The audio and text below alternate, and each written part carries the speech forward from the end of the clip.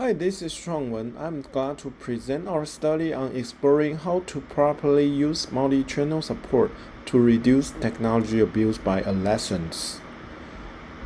Technology abuse refers to excessive and problematic use of technology, which might negatively impact adolescents' psychological, social, or school aspects of life. According to a survey conducted by Common Sense Media, the adolescents spend more than an average of 4.6 hours using media screens, which shows that technology abuse is a severe problem among adolescents. To address this issue, Google's Digital Wellbeing and Apple's Screen Time can automatically sense the screen time. However, these apps might be hard to track screen time over multiple devices usually owned by adolescents. Furthermore, these apps cannot present data in context. To overcome these drawbacks, self-reporting through apps, such as mood trackers, can supplement the information that cannot be obtained by automated sensing. However, adolescents lack self-control abilities and therefore rarely motivated to self-report data. Since parents are the primary caretakers, they are in a good position to intervene in their kids' tech use. For example, parents can use apps like Google Family Link to set screen time limits and block access to apps. But such limitation tends to be viewed as invasive, which might harm the family communication.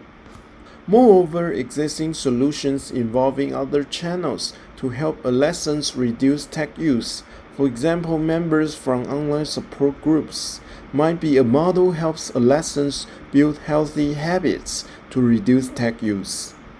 However, it is possible that supports from other channels are not always accessible when needed.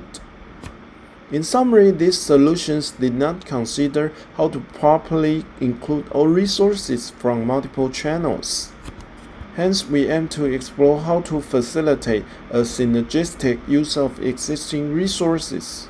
Therefore, we propose the following research questions. First, what are contextual factors of tech abuse?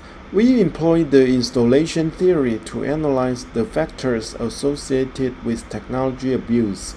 By leveraging this theory, we can attribute the factors of behaviors into different layers.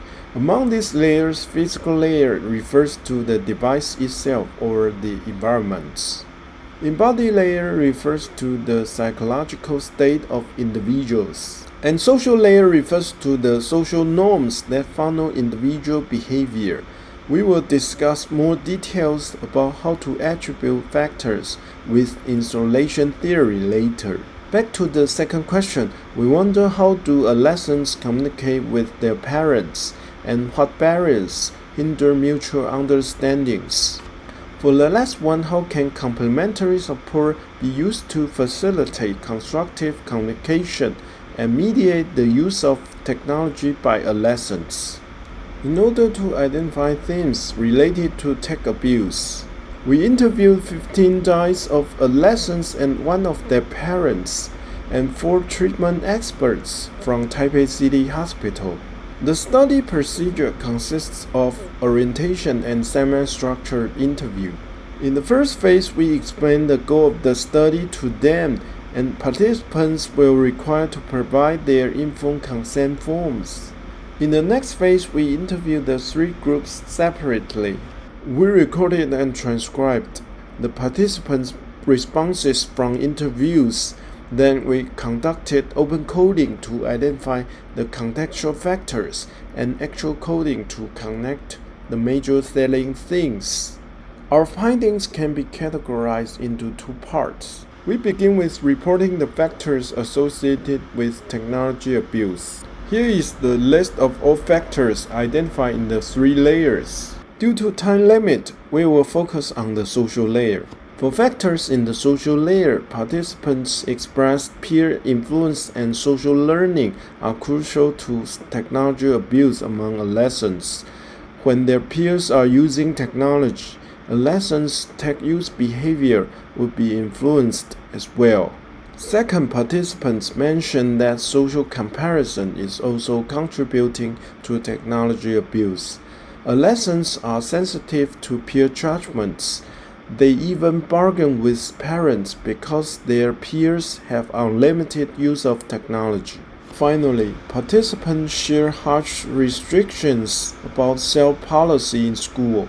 When adolescents return home, parents might have no time for regulating their tech use, which leads to more excessive tech use outside of the school. In the following slides, we report the things about inconsistencies among parents and adolescents. The first is the inconsistencies in awareness and perception. Adolescents tend to think their technology use are normal, while parents don't think so.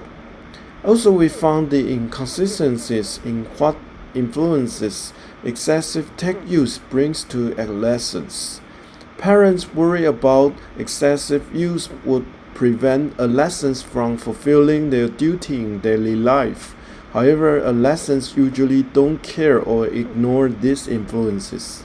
Lastly, parents and adolescents have inconsistent attitude toward data collection. Sharing data might undermine the stability of the relationship between adolescents and parents. Therefore, professionals need to assist in the interpretation of the data. After revisiting isolation theory, we discovered that the influence of parents spans each of the layers. Adolescents need parents' assistance since they usually lack impulse control abilities. However, in some cases, parents are unable to regulate their kids' tech use because there are inconsistencies that hinder the intervention. Therefore, incorporating other forms of supporting resources is needed. To wrap up this talk, we conducted an in-depth qualitative interview involving adolescents with technology abuse, their parents, and treatment experts. The results revealed the factors associated with technology abuse and the inconsistencies among adolescents and parents. And we shed light on implications for designing solutions to integrate resources from different channels. Thanks for your attention.